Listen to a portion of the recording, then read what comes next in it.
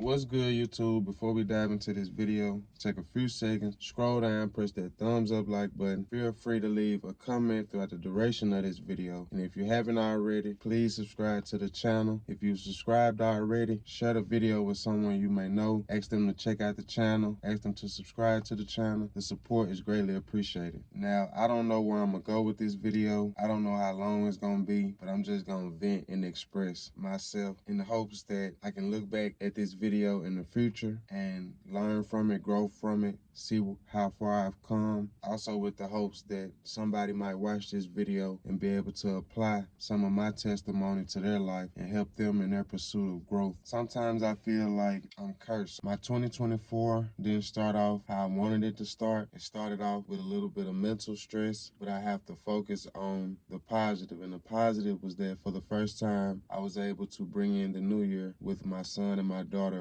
present with me, and that meant more to me than any stress that I might have endured. Since the beginning of 2024, the opening of the new year hasn't been positive the way I would like it to be, but I can't stress on that because I was blessed to see another year. But I mentioned the thing about the incident at the restaurant. I mentioned about being stressed from taking L's at practice because I'm a competitor. I mentioned about the things I've been dealing with my car. So I go and get my car fixed, turn around, it's a new issue with the car. Turn around, the people kind of left some of the parts any old type of way. So I had to go back, try to get them to fix that. Now it's new issues that are arising with the car that I'm gonna have to get fixed. About a week or so ago when I was dropping my daughter off, at the time my headlights weren't working. So I'm rushing back to Jackson, trying to beat the dark, and came up on a deer and hit a deer in the street. It lifted the car, and I knew due to the impact, something under my car is gonna be messed up behind that. So I just kind of been in a spiral of stressing. But I have to, in the midst of that, I have to focus on the blessings. A couple days ago, my best friend was telling me about how a woman died from hitting a deer. And he was telling me like, man, you blessed, Jones. I have to focus on the fact that I am blessed. My son was in the car, so we're blessed. We were going down a one-way street, well, a two-way street, however you want to call it. Only one lane this way, one lane that way. See the deer at the last minute in the street, hit the deer, car raises, and when it touched back down on the ground, I was able to keep straight, but I could have easily lost control when it touched back down on the ground and swerved over and hit a car that was coming this way. So I'm blessed, but I'm not doing this video looking for pity. I'm doing this video to express the person that I am, express the traumas that I go through or that I have been through as a means to explain why sometimes I feel cursed. The things I battle with, I'm battling with situations now to where sometimes I doubt. Now, no matter how much I doubt, I'ma always go with righteousness. I'ma always go with God. No matter how many times I doubt, no matter how many times I get low, because I've seen God in action. I've seen the enemy as well, but no matter how many times I've seen the enemy, I've seen God prevail. The only part that weakens me is the human side of it, because I know in the end, at the end of this tunnel, God is going to be there, but it's going through that tunnel that can get stressful. Everybody is different. I'm a very unique person based on my experiences. I have a tattoo on the back of my arms that says, result of my experiences. I'm not a result of my environment, because no matter what environment I am in, I'm going to stay true to me. So I'm not a result of my environment. The environment can have whatever going on. It's not going to dictate the type of person I am, but I am a result of my experiences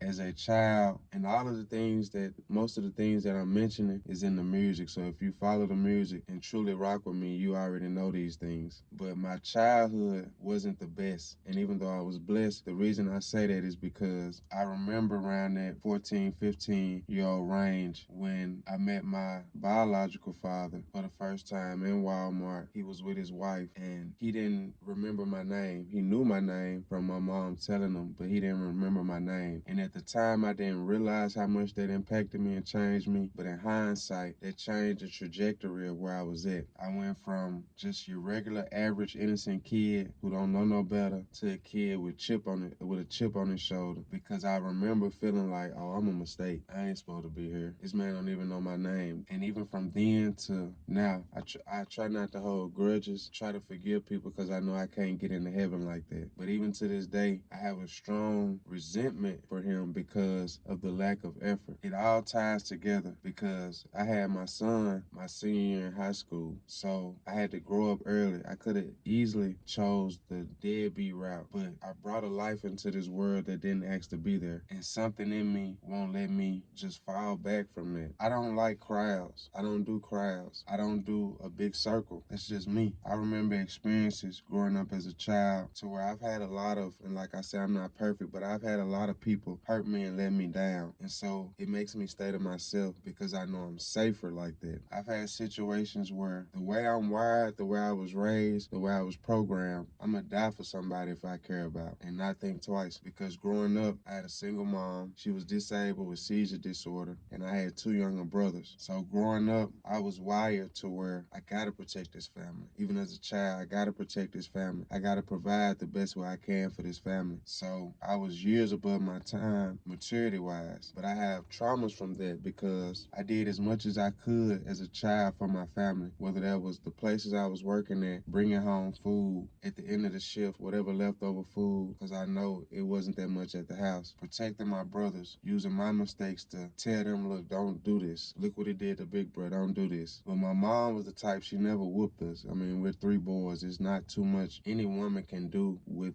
a boy, especially when he gets of age to where he got a little strength, he got a little size behind him. It's not much a woman can do with a boy. And as funny as it sounds, sometimes I wish it was a male figure present to get on my ass, to whoop my ass, or a male present that I feared or respected that would have kept me from making certain mistakes. But as a result of my mom not being a whooper, she fussed a lot. Verbally, she fussed a lot. And that played a part in who I became because I hate to be talked to any type of way. If you know me, scratch the C. Jones. If you know Chad, I'm going to greet you with respect. Even as a teacher, when my students raise their hand and ask a question, yes sir, yes ma'am. These kids that are way younger than me, but I'm wired for respect because I don't want to open the door for anybody in any type of way to talk to me any type of way because that is a trigger for me. I used to get tired of my mom fussing. You got to think as a child, look, I'm defending you if need be. I'm physically putting myself on the front line if need be for you. I'm providing for my younger brothers, trying to help in any way I can when it comes to food. Can't talk to me in a type of way, but I dealt with a lot of fussing, and my mom didn't mean any maliciousness by it. It's just that was her way, but it played a role in Chad today at 32, about to be 33, because I hate being talked to in a type of way. I feel like when my biological father saw me in Walmart, he saw a goofy. He didn't respect me enough to remember my name. He didn't respect me enough to, no matter how much resistance this child gives me, I'm gonna put effort into it because I brought him into this world. I love my mom to death, but she made a decision where my son gonna be okay. I don't need no man. And that's cool. That independence is cool, but you have to think about the child as well, not just okay, you got it, but the child gonna have questions. And I'm a firm advocate, I'm a firm believer that children need a mother and a father figure. And my mom would say all the time, well, even if your dad was in your life, that's not to say things would have been better. But I saw a video the other day, Shannon Sharp and Kirk Franklin, and Kirk Franklin said something very powerful. True enough, if I had my biological father present in my life, that's not to say I would have turned out better. I could have turned out worse. But at the same time, and I even know this from personal experiences, when a man has a child and they truly care about that child, no matter what childish ways of thinking they may have, no matter what type of immature ways of thinking they may have, when you love that child, it'll force you to grow up. My son Amir forced me to grow up and mature earlier than I would have if I didn't have a son at a young age. And no matter what battles I may face when it comes to raising my son or raising my daughter, they're not going to deter me from being in their life. That's why I don't have respect for when men in general have kids. I don't care how stressful that woman is. I don't care how defensive or resentful those kids are. You gotta fight through that because they didn't ask to be here. But I have a lot of trauma when it comes to being talked to any type of way. One of the things that scares me about myself is my memory is horrible. Horrible in the sense to where it scares me. Like I don't remember a lot of things. I remember trauma almost vividly. I remember a situation where I had a family member who at the time fingers were messed up. And I remember a guy picking with this family member at a choir rehearsal at church. And I got so upset because you were picking on this family member, knowing his fingers was messed up at the time, to where after choir rehearsal, beat the dog shit out of this man. in the church parking lot to where he crawled up under a car trying to get away from me, dragged him up from under the car, beat the shit out this man, because you're not going to play with somebody I love. I remember this same family member, and I love this family member to death, but I remember this same family member as we got older. Hey, if you go out tonight, let me know. I'm trying to kick it with you, spend some time with you. Turn around, this family member went out, didn't hit me up. That hardened my heart a little bit. I remember being there when my grandfather wasn't doing too well. Day in and day out, I lived right down the street from them at the time. I remember him falling, having to go down there and pick him up. I remember helping my mom as best as I could to help my grandmother and grandfather. But when my grandfather passed, I remember this family member coming. I was running late, so the limo had left me that morning. But I remember getting to the funeral and this family member being praised for being the person that they were. And I remember sitting in that church and my heart hardened, because it's like, I've been here. And I wasn't looking for accolades or praise from that. But that hardened my heart when I saw that. I remember pulling up to church parking lot and I had just got my ears pierced, and a family member telling me, hey, we're not going to church like that. And remember having to take my earrings out because I didn't want to embarrass my family, and my ears closed up. And I had to get my partner Jeremy after that to re-pierce my ears with a needle and a piece of ice. But I remember feeling so ashamed and bad about myself for getting my ears pierced. I remember feeling so ashamed when I got my first tattoo my senior year in high school because of the image that my family was trying to maintain at the time. When in hindsight, my grades were good. If I wanted to get a tattoo, it's cool. That's my decision. It's my body. If I wanted to get my ears pierced, that's my decision. That's my body. But I remember the way certain family members made me feel about these decisions. In hindsight, you have family members with ears pierced and tattoos, and it's not even looked at like that. But I remember the trauma I had to experience based on these decisions. No matter how much I pray about it, no matter how much I try to let things alone and let it be, that's still in my DNA. That still rubs me the wrong way a little bit. I remember another family member telling me one day at a holiday event, you need to clean yourself up. At this time, I got 2 college degrees. I'm not in prison. I'm not out robbing nobody. I'm not out committing crimes. I'm on the straight and narrow. But this family member looked at me almost with disgust, like, you need to clean yourself up. It's just the way certain people talk to me, to where even to this day, it's a trigger for me when somebody talks to me in a type of way. So when I know I'm on edge, when I know I'm not having the best day, I like to stay to myself, because I know the moment somebody talk to me crazy, it's going to be a battle for me to contain myself and control myself,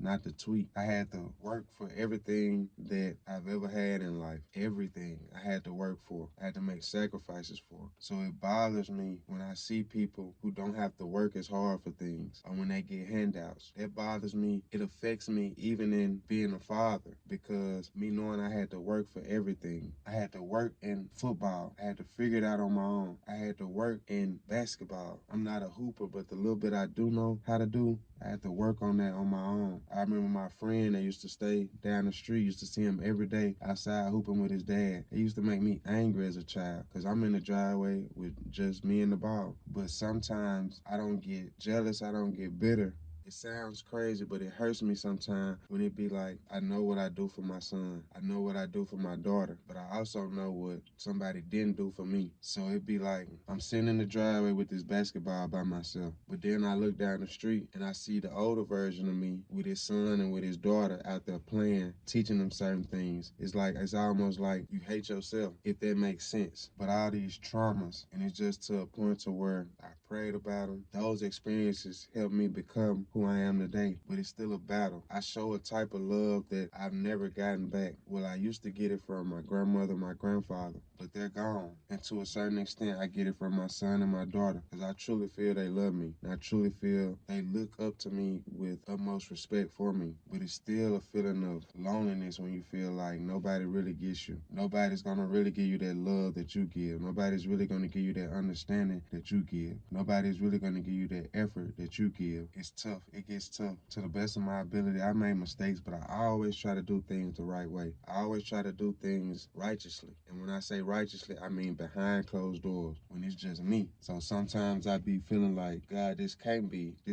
life. Because why does it seem like the other side gets blessed, but then the side that tries to do it righteously gets hit with battle after battle after battle? And I understand the Most High gives his toughest battles to his toughest soldiers. I understand that, and I respect that. I understand first will finish last, and the last will finish first. I understand that, but it gets tough. It gets tough, and sometimes it feels like it's just back.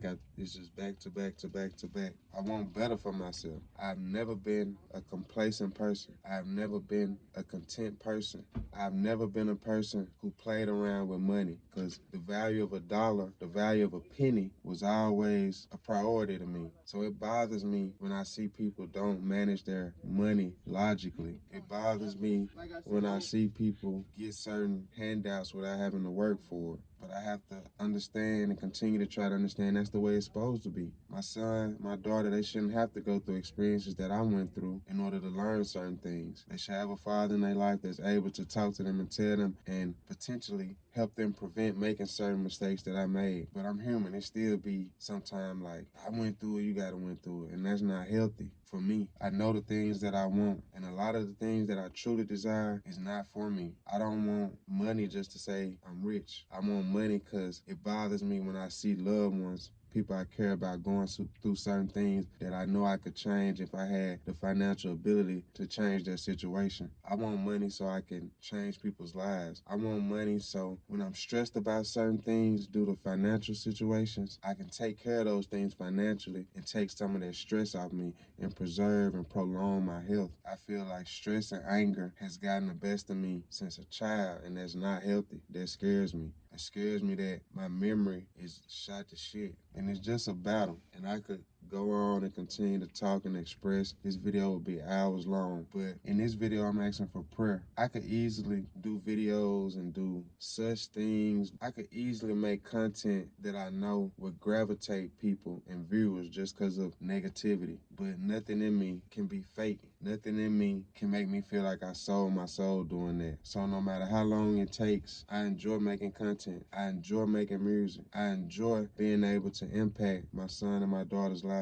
So no matter how long it takes me, I'm going to keep pushing. I'm going to keep swinging. But in so many ways, I'm tainted. In so many ways, I'm triggered by certain things. And I don't want to be like that for the rest of my life because that's stress. And I'm a firm believer that stress can kill a person. So I'm just asking for prayer. I'm trying to target the people, even since the beginning of my YouTube. I'm trying to target the people who are angry, trying to target the people who are misguided, trying to target the people who are seeking something, seeking peace, because ultimately that's what I'm seeking. I'm seeking peace in life. More than anything else, I want peace, and I want to be able to live long enough to see Amir and Zaya grow up, and I want to be able to financially help the people that I love and care about. Truly, that's all I want. It gets tough. It gets tough. Whenever you're trying to do the right thing and keep your head up and continue to be righteous, it gets tough. But I've seen God enough times in action to know that he's present and to know if things aren't changing in my life, I got to continue to work even harder, got to continue to increase my faith, got to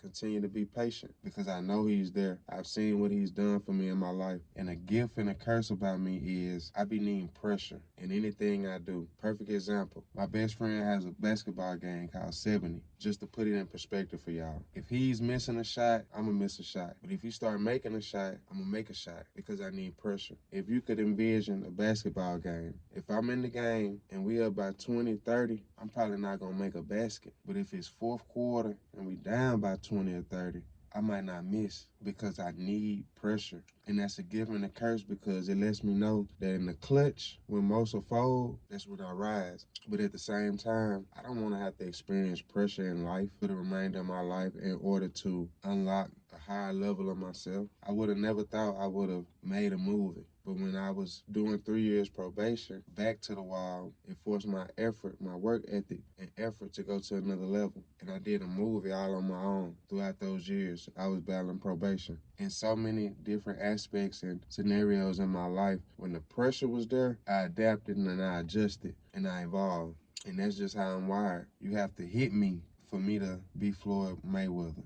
You have to kick me for me to show you how great I am. You have to spit in my face for me to show you how righteous I am. And like I say, that lets me know that in the clutch, when things get hard, I'm built for that perfect scenario. But I don't always want to have to feel pressure or go through pressure in order to evolve. But I'm going to wind this video down because like I say, I would be talking forever. But I'm asking for prayer. I'm still on this journey to reach what I call the lighthouses. I consider myself a lighthouse. When you think of a lighthouse, it's dark, it's troubling waters, it's enemies all around you. But a lighthouse is going to prevail and shine light on all that. So I'm looking for lighthouses in this YouTube journey, in the music journey, in the acting journey, in my journey in general. I'm trying to reach lighthouses. People out there who are angry because the world is how it is. People out there who are angry because people are how they are. People out there who are troubled because they're trying to hold on to righteousness and sanity in a very evil world. I'm trying to reach you all, trying to reach the lighthouses. That's one of my biggest purposes in life, I feel like, is God made me a warrior so that I can take the scars and the licks and the wounds and still battle it out and find other warriors. I want to find other warriors, and I want to motivate people. I want to encourage them. So put your trust in God. My trust is still in God. That hasn't changed. Do I get tired? Yes. Do I get scared? Yes. I get scared for my mental health. I get scared for my physical health because sometimes I feel like stress is deteriorating my body. But I gotta remain steadfast, gotta remain patient, I gotta keep swinging, I gotta keep fighting with the hopes that one day I'm gonna look back at these type of videos. One day people are gonna see these videos, and right when they lighthouse was finna dim and the bulb was finna go out, it's gonna be rekindled, it's gonna be resparked. Because when you a lighthouse, you know. When you truly righteous, you know. You feel spiritual. I would never call myself a God because, in my opinion, that's disrespectful to my Father. I consider God my father. I consider Jesus my brother. When my students be, oh God, I be like, don't lie on my daddy. Don't put that on my daddy. On Jesus, hey, don't put that on my brother.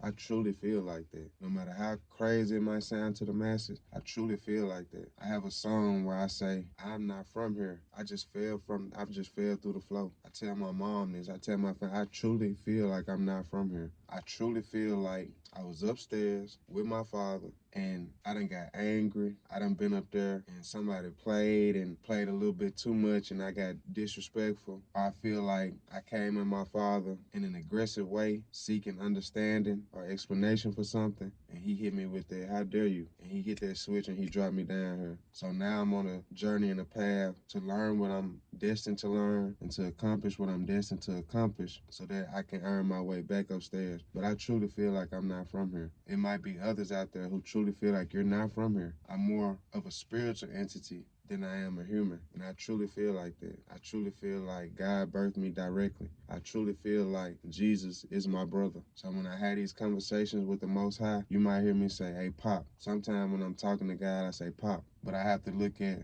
my spiritual brother's journey. You were sent down here, you took countless afflictions, and no matter how many afflictions you took, you love these people. You wanted to help these people. You ask, Father, why have they forsaken me? I get to that point sometimes. I be like, Dad, why have you forsaken me? Father God, why have you forsaken me? But it's not to my understanding. And I feel like that's disrespectful to him for me to doubt him because I always put it in this scenario. If you did everything you could for a person, 364 days out the year, whatever they ask, you put breath in their body, you woke them up, you blessed them with this, that, you help them, put it in a human sense. 364 days out the year, you help the person with anything they needed. And on that last day of the year, you couldn't help them, or you wanted them to figure it out themselves, and they got mad at you for not helping them that last day of the year. How would you feel? You would feel like, I've been here for you, because I don't help you through this, because I choose to let you handle this on your own. You feel some type of way towards me? So I hold true to that scenario and that example when it comes to my frustration with where my life is, or my doubt of,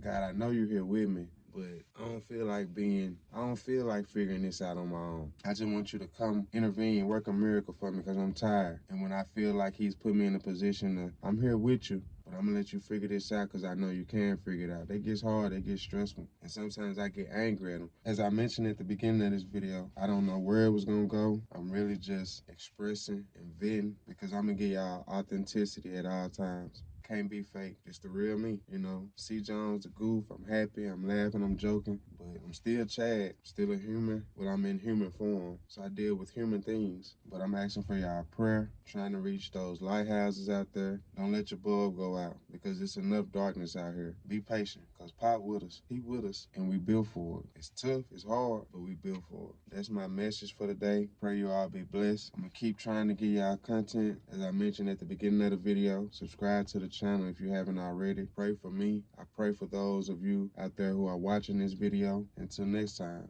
y'all be blessed. Love y'all. Love yourself. Do right by others. Do the right thing at all times, even when nobody's watching. And if you do that, have faith that God see that. Even if you feel like he don't see it, he see that. So y'all be blessed. Till next time, I'm out.